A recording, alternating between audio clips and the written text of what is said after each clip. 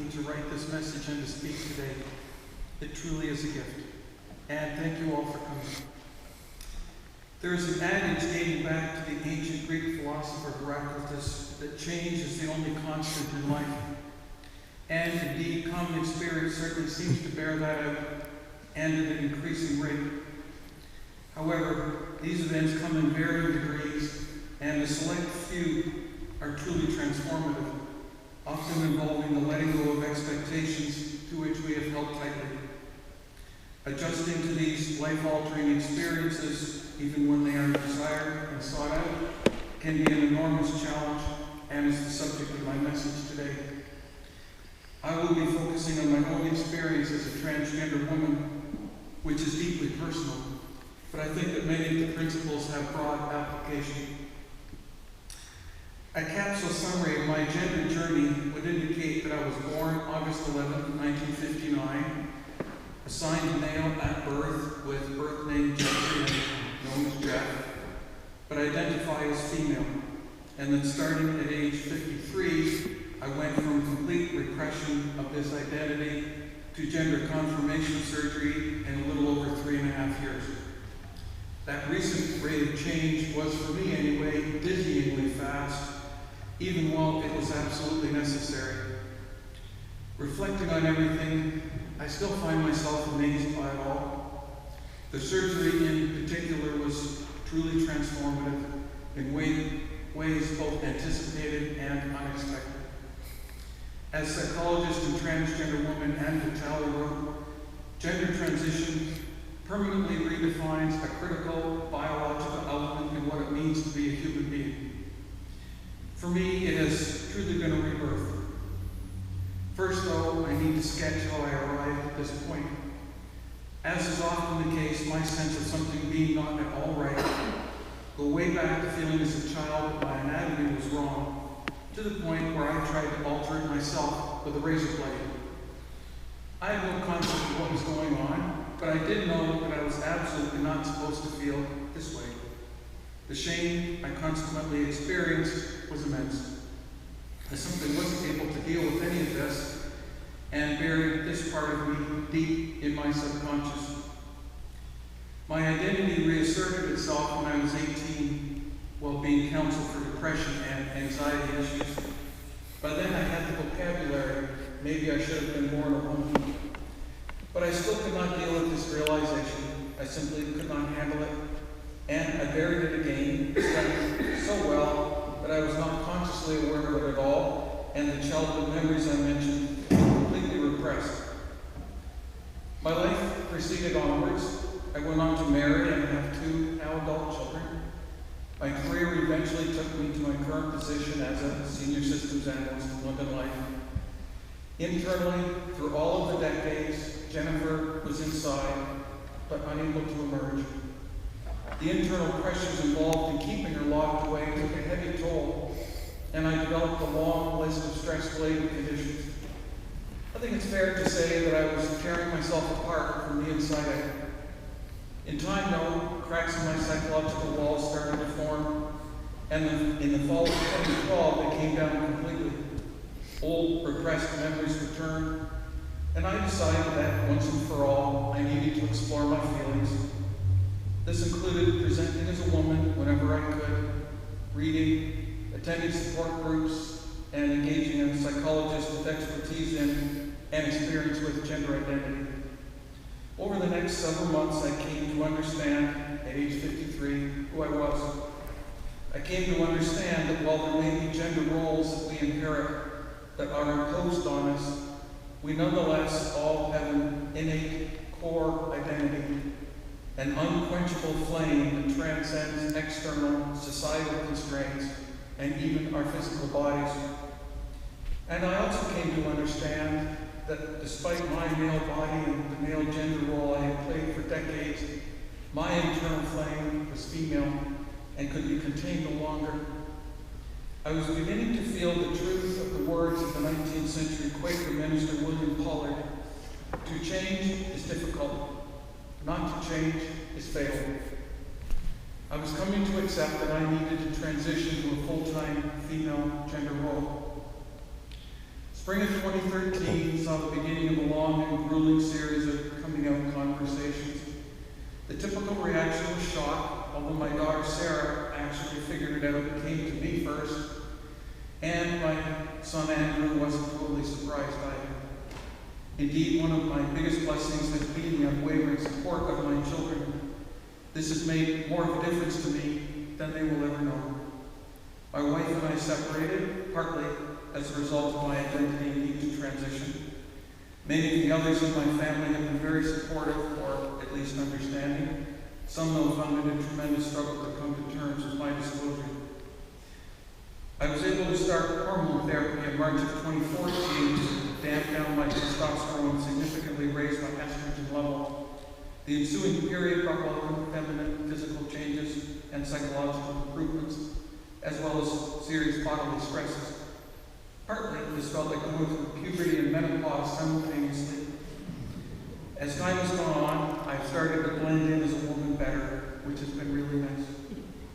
Transition plans were made with social organizations in conjunction with my church, Riverside United, and most challengingly at work.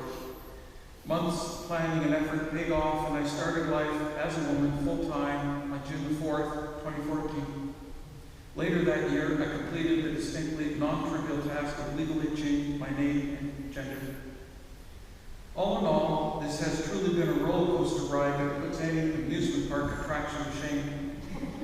I have had many highs and lows, including the great sadness of losing quarter-century friends, while others whom I have known even longer have stood by me.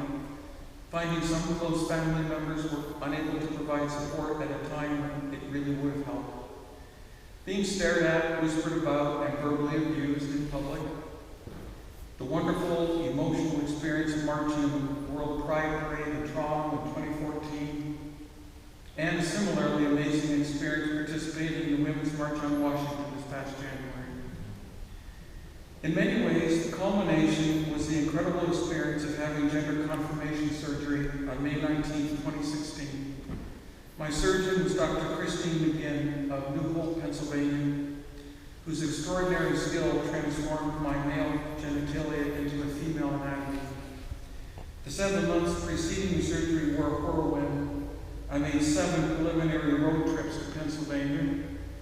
In addition, there was a slew of medical tests that had to be passed, travel and accommodation arrangements to make, financial plans to work out, and preparations to be completed at work so I could be off for the requisite 8 weeks.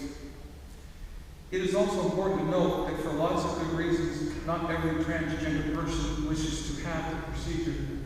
And if I hadn't had this surgery, it wouldn't have made me any less of a woman. However, I badly wanted it, needed it, so much so that in the run-up to the big day, I was petrified something would happen to prevent me from being able to go through with it. At the same time, I was really scared about how hard it would be, in part because of my very pre-existing conditions. Added on top of everything was my mental health challenge in the form of generalized anxiety disorder with a focus on health issues. Basically, at that time, I was a nervous wreck. Dr. McGinn stipulates that you must have a surgery buddy along with you for the 2 weeks you will be away from home, and that person is indeed critically important. My daughter was by then teaching in China, and when my son Andrew heard about this requirement, he immediately volunteered to go, simply because he felt it was his place to be with me. I was, and am still, deeply moved by this gesture. And so he was by my side for that truly surreal moment when we arrived at the hospital early on the morning of May 19th. He was also there when I woke up afterwards. None of my imagined catastrophic scenarios had come to pass, and the surgery had gone quite well. Each person's recovery is unique, and for me, the first 24 hours were difficult almost beyond description. The worst aspect was that, as I had feared, a flaw in my left inner ear, combined with the position I was in during surgery, resulted in a major vertigo episode which was still underway when I regained consciousness. From there, things slowly improved. The vertigo and some other deleterious effects subsided. Pain was still my companion for quite some time to come, but I adjusted to that after a fashion. On the 22nd, Andrew, who had spent many hours just being with me in my room, drove in 30 minutes after McGinn's bed and breakfast another week of convalescence and the initiation of my complex post-surgical self-care, punctuated by a couple of follow-up appointments with the surgical team. On Monday, May 30th, we started the challenging journey back home, where my recovery really began and where it still continues. Throughout my entire metamorphosis, I have encountered a number of significant adjustments. After consideration, they appear to be of three types: physical, psychological, and spiritual. However, rather than rigid categories, these classifications for me are interrelated and to a certain extent lie on a continuum. And so the rest of my reflections today will simply flow along. The physical change is, of course, quite dramatic. Equally dramatic is the speed with which it comes about. Most of my transition was a process that had a certain pace, albeit a fairly quick one. With this surgery, you go to sleep with one configuration and wake up with a radically different one. And my goodness, it really is a whole new world down there. A number of fundamentals had to be learned anew. In addition, your brain wiring takes a bit of time to adjust. I, at least like some others, briefly experienced the trans woman's bone variation on the phantom limb phenomenon. And there are inevitably post-surgical issues that you have to work through. Combined with the challenges of the recovery self-care regime, it resulted in my life for a while being dominated by physical concerns. I had been reminded by times of butterflies, a potent symbol for transgender people, which need to break out of their chrysalis to emerge transformed from a caterpillar into a living beauty. It is definitely possible to be woefully unready for what this procedure brings about. I had certainly done my utmost to avoid that, but I also discovered that it is, rather like parenthood, impossible to be truly, completely prepared for the actual event. You simply have to live it. My fellow surgery sister, Fallon Wilson, put it well when she wrote, "No amount of words prepare or describe the experience and the psychological bend you endure when you wake up and reality sets in." This perhaps isn't surprising in my case.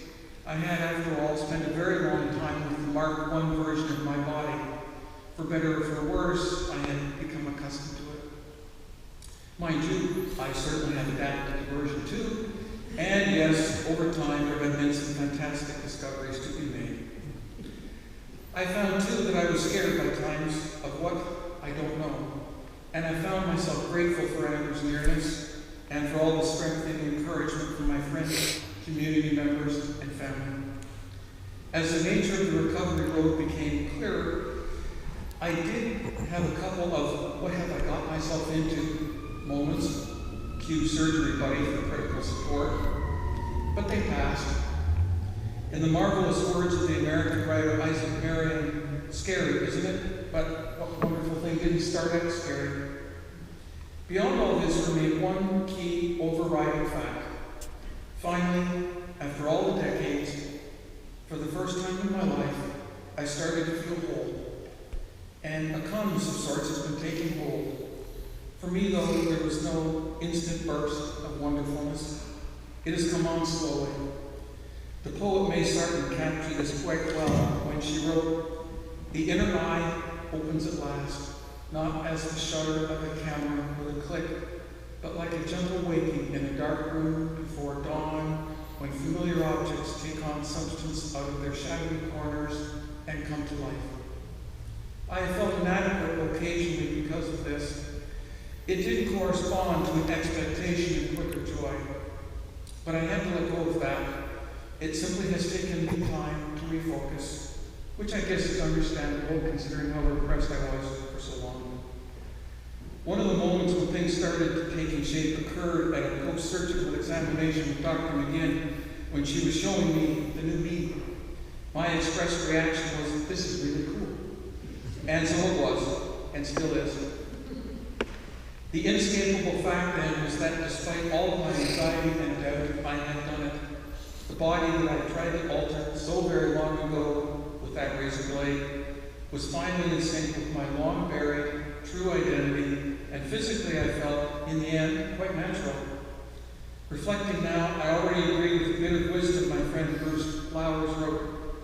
Years from now, you'll look back and marvel at your own determination to fulfill your destiny, and marvel wherever did I get this from. But here was another adjustment. I had made a transition that went to the core of my being, and my particular anxiety disorder in mind, at the same time, was one of the hardest things I could ever have done. The simple truth that I had successfully navigated it, that everything had worked out, just didn't jive with my deepest expectations. Expectations rooted in fear, and I suppose despair, and built up during the years and decades when my identity was locked deeply away. And yet, there I was, and here I am. The lesson I'm learning here is that letting go of positive anticipations that aren't fulfilled isn't easy. But it can be equally difficult, or perhaps even harder, to loosen the grip on negative ones and accept the joys that come your way. And to be honest, I felt by times something like survivor's guilt, for I am very much aware that there are many trans people who deeply desire the physical transition I was able to have, but cannot, for medical, financial, or other reasons.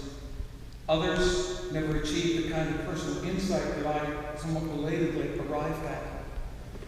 And some have their lives cut short before getting this far. Why am I not able to follow this journey and not those others? I am more at peace with this as time goes on, and realizing that this is a blessing. I stand here too as someone whose expectations for the course of my life were shattered. Certainly I hoped my medical transition would go well, but as mentioned on some level, I don't think I really expected it. However, this goes deeper and further back to before my female identity broke through the walls I had built around me. Not all that many years ago, I had a picture of how the rest of my earthly days would go that was pretty conventional and in keeping with decades of my life. And now my current reality and path bears no resemblance to this vision at all. I have come to understand the deep wisdom in these words of Joseph Campbell, the American mythologist and writer. We must be willing to let go of the life we've planned so as to have the life that is waiting for us. Campbell is absolutely correct. Letting go of what I thought was to come is necessary before I could embrace what awaited me. Consideration of all this has coalesced into a number of additional why questions. Questions that first started wrapping around inside me soon after I finally began to come to terms with who I am. Why this road? Why me? Why my family? Why did it take me so long to figure this out? No blinding flash came. The answers seemed to unveil themselves slowly. One of my all-time favorite musical works is Andrew Lloyd Webber and Tim Rice's Jesus Christ Superstar. When I was a teenager, I listened to it over and over, and in time knew all of the lyrics. One song that always touched me deeply was Gethsemane, Jesus' agonizing dialogue with God. Jesus starts by saying, I only want to say, if there is a way, take this cup away from me. During the number, he has an unforgettable emotional journey and comes to terms with the path he must take. I realize now that even back then, I knew on some level that I was one of those who had a journey I didn't ask for in front of me, but one that was mine to make. And so, once finally underway, you carry on and go forward, because deep inside you know that as hard as it is, this is your path. This is your chance of feeling whole. The other road, continuing to try and deny who you are, is one you instinctively realize leads quite literally nowhere. Renewal and rebirth, I suspect, are always very difficult, and my road may be a harder one than some, but the rewards are immeasurable. There have been wonderful little moments, such as being in the women's change room at the gym post-surgery, knowing that I was physically the same as everyone else there. And in a larger sense, feeling like I finally fit in is almost impossible to describe. It is also one of the main reasons I am now making strides to leave behind the self-hatred I had internalized ever since that day long ago when I picked up that razor blade. I am, of course, different in certain key respects from those assigned female at birth who retained that identity. For one, I never had the opportunity to be raised female, my felt gender, and so there are many experiences I never had. Even early in my transition, I was very much aware of this. One time that struck me was while I was attending a children's play my daughter had choreographed, mostly put on by 8 to 11-year-old girls. And I started to quietly cry because I suddenly realized that they were something I never had the chance to be and never would. Medically, I do feel a bit like an alien sometimes, with an overall makeup unlike the vast majority of people, no matter what sex they were assigned at birth. On the other hand, having experienced both ends of the gender spectrum does give me a rather extraordinary perspective. So now, having surmounted such an incredible hurdle, one that was all-consuming, I find myself taking a breath. In so doing, I confronted the question, what now? As part of the answer, I am doing my utmost to use what talents I have to communicate to others what modest insights I've been granted. I've also found that despite the many-sided transformation, I am still me. Certain core things didn't change, but rather evolved and have been enhanced. My anxiety challenges are still with me as well, but it certainly is easier to deal with them. I've been depressed by times, though, because of the length of time it took me to get here. Sometimes my thoughts would echo those of John le Carré's character, Cyril Fewin, from The Secret Pilgrim. I lived the wrong life, that's all. You don't know until it's too late, though, do you, sometimes? You think you're one person, you turn out to be another, same as opera. At others, I simply wanted to cry out with Shakespeare's Richard II, I wasted time. Certainly the physical transition would have been significantly easier if I had been 26, 36, or even 46 instead of 56. On the other hand, I found that despite my anxiety, I had an emotional maturity, a wisdom that I just didn't possess when I was younger, which became an invaluable ally. And I think I can sing out, along with Jacques Valjean in the stage musical Les Miserables, there is power in me yet, my race is not yet run. Nonetheless, it is indeed true that a lot of time went by while I was living in the wrong gender. But I try not to dwell on that, because to do so is to head down another dark path. And so I am working on integration, reconciling my past with my present and future, and discovering the meaning of the road I've traveled. In the end, I have no desire to try and forget or bury my years in the male role. There was too much of it, and too many good things came out of it. And most important, without it, the world wouldn't have my children, and I would have missed one of the greatest joys of my life. And also crucially, I don't want to split myself again. Rather, I want to achieve precisely the opposite. I honor my Jeff persona. He stayed the course for a long time through some difficult circumstances until Jennifer was at long last ready to emerge. He's still here inside me, but he was badly in need of a rest and was ready to be integrated into a greater whole. An incredible, wonderful, arduous process still very much underway, one that bit by bit is making it possible for me to see myself as a child of God too, something I hadn't really been able to do before. Despite having spent much time on a spiritual and philosophical search, I had never before felt any sense of calling. But as my identity became clear to me, I came to know that even though I didn't understand why, making the transition to the opposite gender was my mission, or at least part of it. For whatever reason, this transformation is the thing I was meant to do. And I find myself now called, indeed compelled, to speak, like I am today, about deeply emotional things in a way that in an earlier time I simply could not have imagined doing. And this, I think, may be the most surprising and wonderful gift of all. The gift, after all this time, of finding my own voice. I have reached a stage in life where I know that many of those dreams, or perhaps daydreams, I had when I was younger will never come true. Mountains I will never climb. Adventures I will never have. However, it struck me recently that I actually had been climbing my own Mount Everest after all. Being a transgender person and experiencing the incredible, multifaceted, inexpressibly difficult rebirth known as gender transition is one of the most amazing adventures anyone could ever have, which I am learning to embrace as my own. One of the best expressions of rebirth I have found comes from May Sargent, whom I quoted earlier. She was a poet, novelist, and memoirist, and a gay woman. Because of the times in which she lived, she revealed her sexual orientation only at age 53. In her collected poems, 1930 to 1993, the very last one, entitled The Phoenix Again, is for me the most beautiful, and one that immediately moved and resonated deeply with me. On the ashes of this nest love wove with deathly fire, the phoenix takes its rest, forgetting all desire. After the flame, a pause. After the pain, rebirth. Obey nature's laws, the phoenix goes to work.